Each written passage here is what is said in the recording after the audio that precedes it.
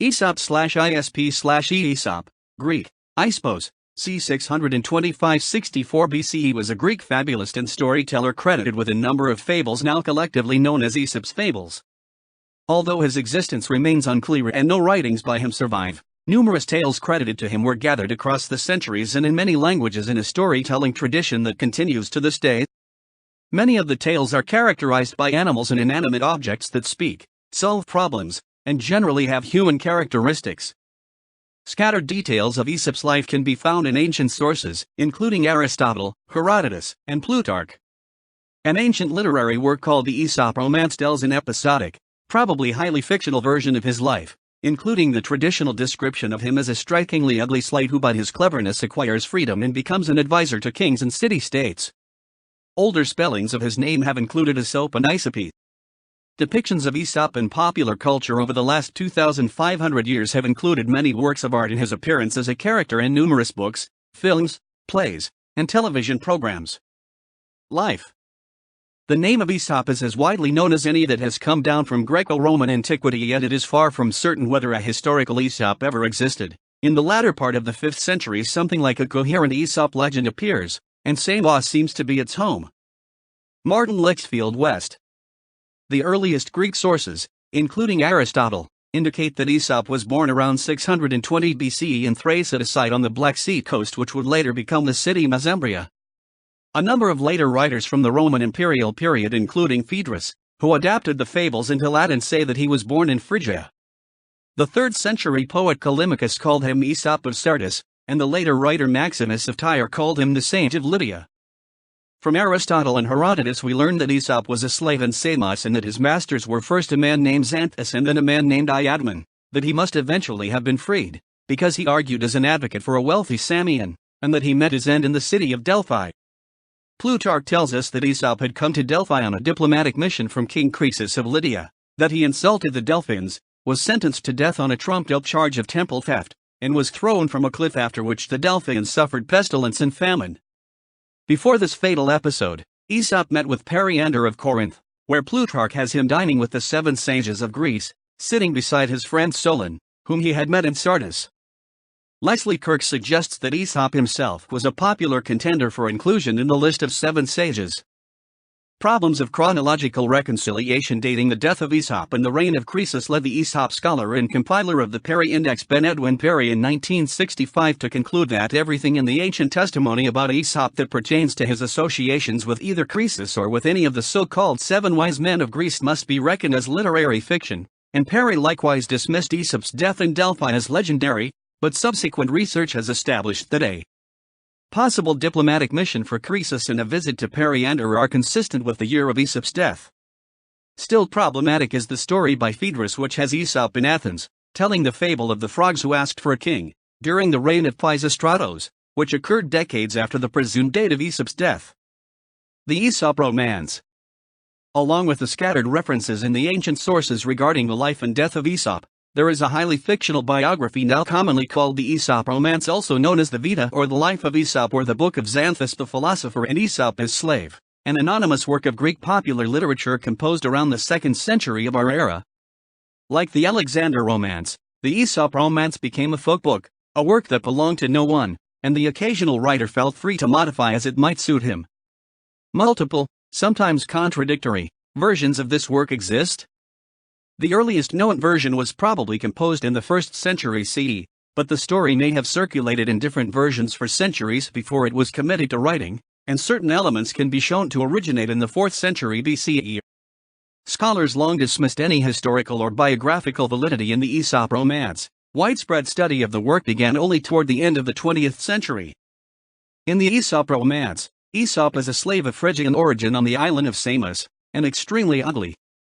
At first he lacks the power of speech, but after showing kindness to a priestess of Isis, is granted by the goddess not only speech but a gift for clever storytelling, which he uses alternately to assist and confound his master, Xanthus, embarrassing the philosopher in front of his students and even sleeping with his wife. After interpreting a portent for the people of Samos, Aesop is given his freedom and acts as an emissary between the Samians and King Croesus. Later he travels to the courts of Lycurgus of Babylon and Nectanebo of Egypt, both imaginary rulers, in a section that appears to borrow heavily from the romance of Ahikar. The story ends with Aesop's journey to Delphi, where he angers the citizens by telling insulting fables, is sentenced to death and, after cursing the people of Delphi, is forced to jump to his death. Fabulist. Aesop may not have written his fables. The Aesop romance claims that he wrote them down and deposited them in the library of Croesus. Herodotus calls Aesop a writer of fables and Aristophanes speaks of reading Aesop, but that might simply have been a compilation of fables ascribed to him. Various classical authors name Aesop as the originator of fables. Sophocles, in a poem addressed to Euripides, made reference to the north wind in the Sunday. Socrates, while in prison, turned some of the fables into verse, of which Diogenes Laertius records a small fragment. The early Roman playwright and poet Ennius also rendered at least one of Aesop's fables in Latin verse, of which the last two lines still exist. Collections of what are claimed to be Aesop's fables were transmitted by a series of authors writing in both Greek and Latin.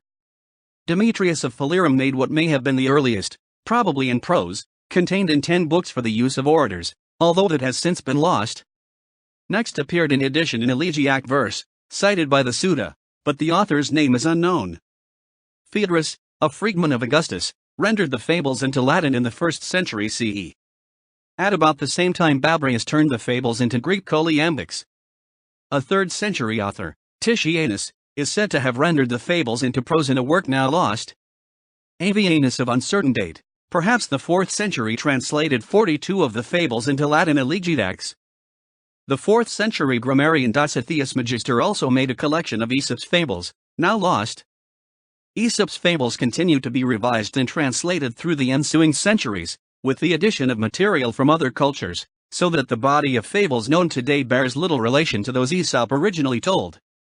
With a surge in scholarly interest beginning toward the end of the 20th century, some attempt has been made to determine the nature and content of the very earliest fables, which may be most closely linked to the historic Aesop. Physical appearance and the question of African origin. The anonymously authored Aesop romance, usually dated to the 1st or 2nd century CE, begins with a vivid description of Aesop's appearance, saying he was of loathsome aspect. Pot-bellied, misshapen of head, snub-nosed, swarthy, dwarfish, bandy-legged, short-armed, squint-eyed, liver lapida portentous monstrosity, or as another translation has it, a faulty creation of Prometheus when half asleep. The earliest text by a known author that refers to Aesop's appearance is Himerius in the 4th century, who says that Aesop was laughed at and made fun of, not because of some of his tales but on account of his looks and the sound of his voice. The evidence from both of these sources is dubious, since Himerius lived some 800 years after Aesop and his image of Aesop may have come from the Aesop romance, which is essentially fiction, but whether based on fact or not, at some point the idea of an ugly, even deformed Aesop took hold in popular imagination. Scholars have begun to examine why and how this physiognomic tradition developed. A much later tradition depicts Aesop as a black African from Ethiopia. The first known promulgator of the idea was Planudes, a Byzantine scholar of the 13th century who wrote a biography of Aesop based on the Aesop romance and conjectured that Aesop might have been Ethiopian, given his name. An English translation of Planudes' biography from 1687 says that his complexion was black, from which dark tincture he contracted his name Aesopus, being the same with Ethiops. When asked his origin by a prospective new master, Aesop replies, "I am a Negro." Numerous illustrations by Francis Barlow accompany this text and depict Aesop accordingly.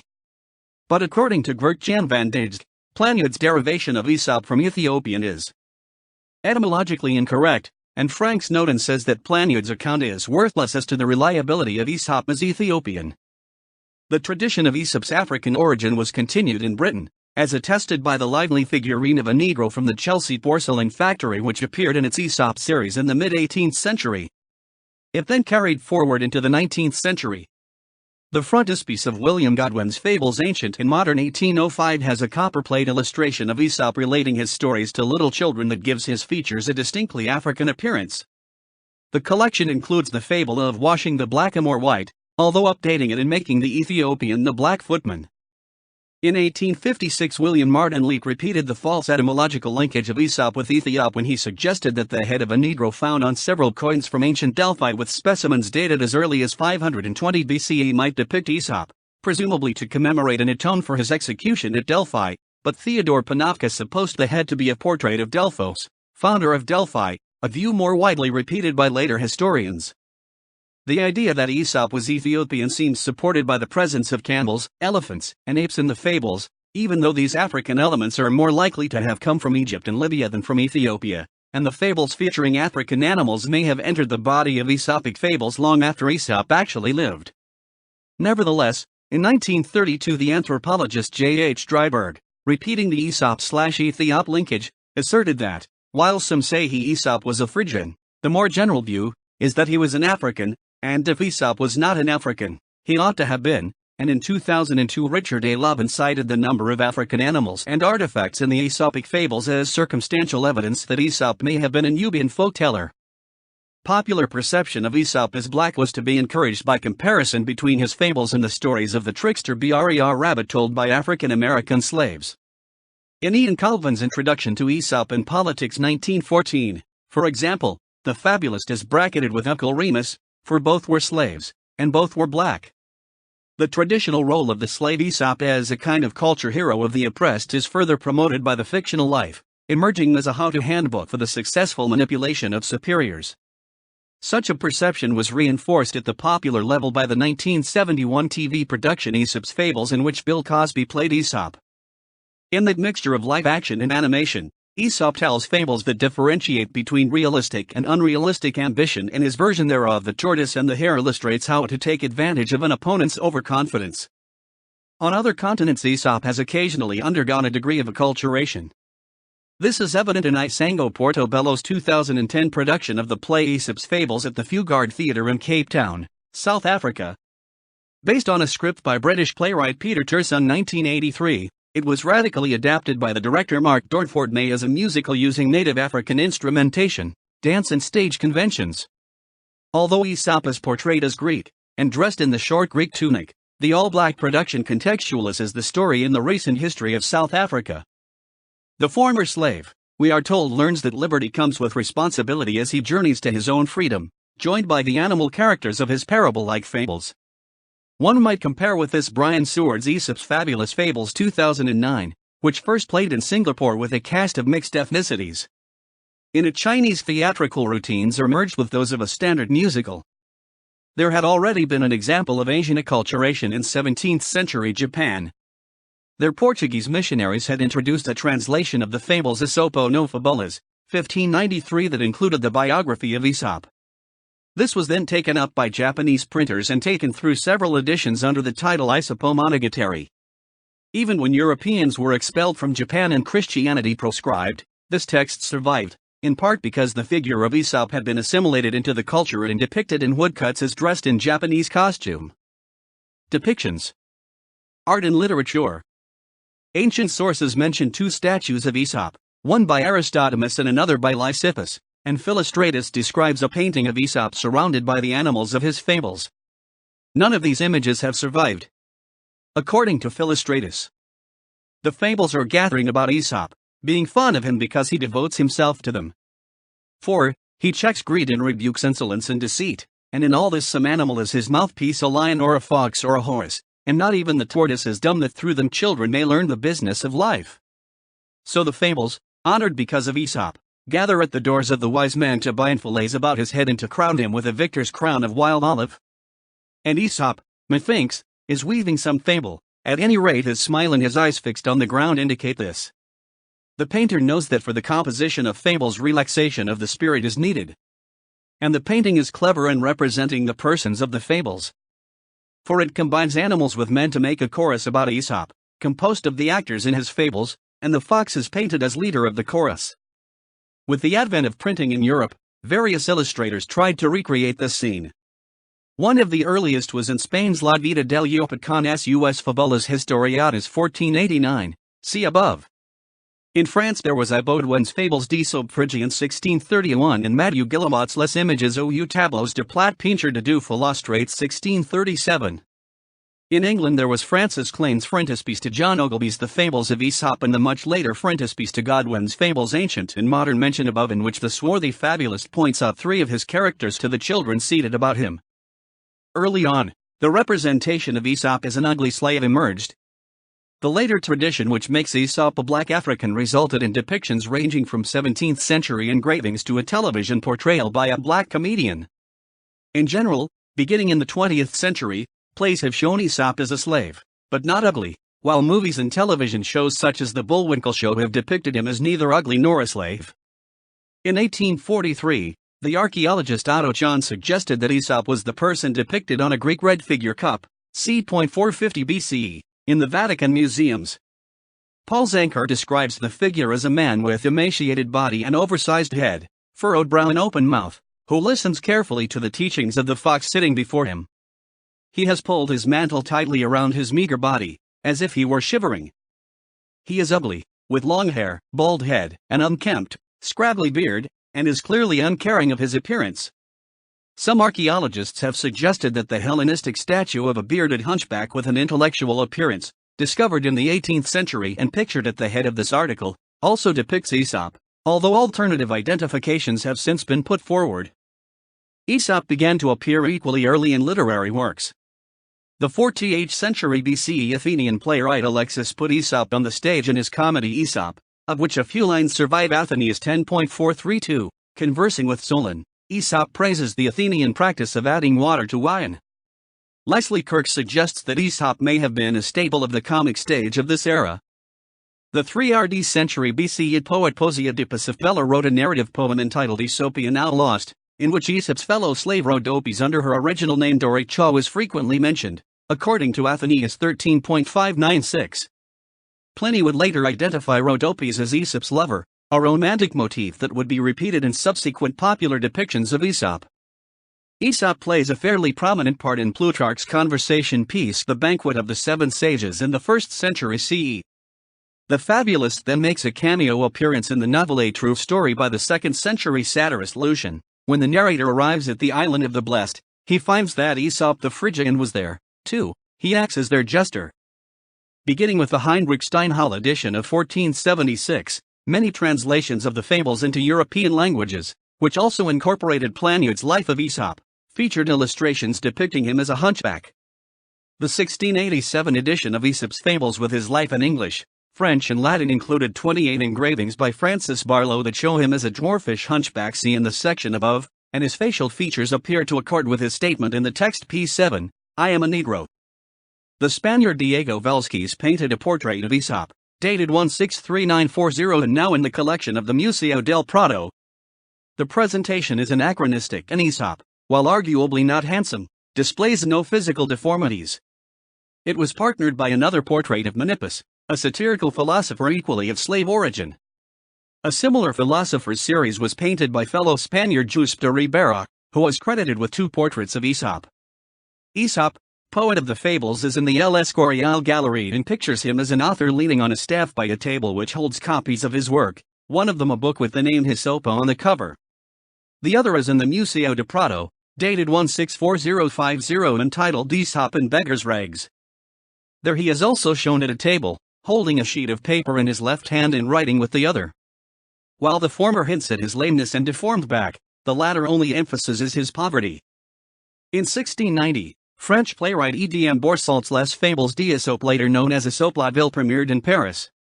A sequel, Aesop la Cour Aesop at Court, was first performed in 1701, drawing on a mention in Herodotus 2.134-5 that Aesop had once been owned by the same master as Rhodopis, and the statement in Pliny 36.17 that she was Aesop's concubine as well. The play introduced Rhodope as Aesop's mistress, a romantic motif that would be repeated in later popular depictions of Aesop. Sir John Vanbragh's comedy Aesop was premiered at the Theatre Royal in Drury Lane, London, in 1697 and was frequently performed there for the next 20 years. A translation and adaptation of Boursault's Les Fables d'Aesop, Vanbragh's play depicted a physically ugly Aesop acting as advisor to Lurchus, governor of Cyzicus under King Croesus, and using his fables to solve romantic problems and quiet political unrest. In 1780, the anonymously authored novelette The History and Amours of Rhodope was published in London. The story casts the 2 slaves Rhodope and Aesop as unlikely lovers, one ugly and the other beautiful. Ultimately, Rhodope is parted from Aesop and marries the pharaoh of Egypt. Some editions of the volume were illustrated with an engraving by Francesco Bartolozzi of a work by the painter Angelica Kaufmann. Titled The Beautiful Rhodope in Love with Aesop, it pictures Rhodope leaning on an urn. She holds out her hand to Aesop, who is seated under a tree and turns his head to look at her. His right arm rests on a cage of doves, towards which he gestures. There is some ambiguity here, for while the cage suggests the captive state of both of them, a raven perched outside the cage may allude to his supposed color. In fact, the whole picture is planned to suggest how different the couple are. Rhodope and Aesop lean on opposite elbows, gesture with opposite hands, and while Rhodope's hand is held palm upwards, Aesop's is held palm downwards. She stands while he sits. He is dressed in dark clothes, she in white. The theme of their relationship was taken up again in 1844 by Walter Savage Landor, author of Imaginary Conversations, who published 2 fictional dialogues between Aesop and Rhodope. Later in the 19th century, the subject of Aesop telling his tales was made popular by the painting of him entertaining the maids of Xanthus by Roberto Fontana 18441907. A depiction of the fabulist surrounded by laughing young women, it went on to win a prize at the Milanese Brera Academy in 1876 and was then shown at the 1878 International Exhibition in the 11th exhibition of the Société di Belle Arti di Trieste in 1879. A later painting by Julian Russell Story widens Aesop's audience by showing people of both sexes and all ages enjoying his narration. Although Aesop is pictured as ugly in both, his winning personality is suggested by his smiling face and lively gestures. 20th century and popular culture. The 20th century saw the publication of 3 novels about Aesop. A.D. Winkle's Aesop London, 1943 was a plodding fictional biography described in a review of the time as so boring that it makes the fables embedded in it seem complacent and exasperating. The 2 others, preferring the fictional life to any approach to veracity, are genre works. The most recent is John Bourne Holt's The Fabulist 1993, in which an ugly, mute slave is delivered from wretchedness by the gods and blessed with a wondrous voice. It is the tale of a most unlikely adventurer, dispatched to far and perilous realms to battle impossible beasts and terrible magics. The other novel was George S. Hellman's Peacock's Feather, published in California in 1931. Its unlikely plot made it the perfect vehicle for the 1946 Hollywood spectacular, Night in Paradise. The perennial image of Aesop as an ugly slave is kept up in the movie, with a heavily disguised Turhan cast in the role. In a plot containing some of the most nonsensical screen doings of the year, he becomes entangled with the intended bride of King Croesus, a Persian princess played by Merlo Baron, and makes such a hash of it that he has to be rescued by the gods. The 1953 teleplay Aesop and Rhodope takes up another theme of his fictional history.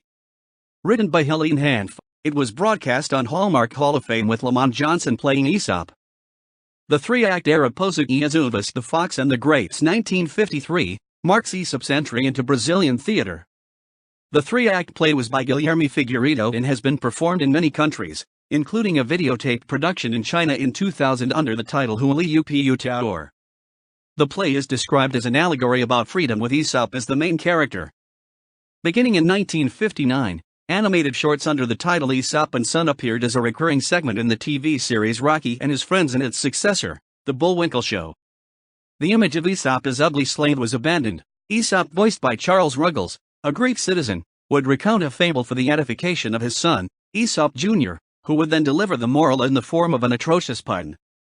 Aesop's 1998 appearance in the episode Hercules and the Kids in the animated TV series Hercules, voiced by Robert Keeshan, amounted to little more than a cameo. Occasions on which Aesop is portrayed as black include Richard Durham's Destination Freedom radio show broadcast 1949, where the drama The Death of Aesop portrays him as an Ethiopian. In 1971, Bill Cosby played Aesop in the TV production Aesop's Fables. The musical Aesop's Fables by British playwright Peter Turson was first produced in 1983. In 2010, the play was staged at the Fugard Theatre in Cape Town, South Africa, with Makahi Mosiah as Aesop.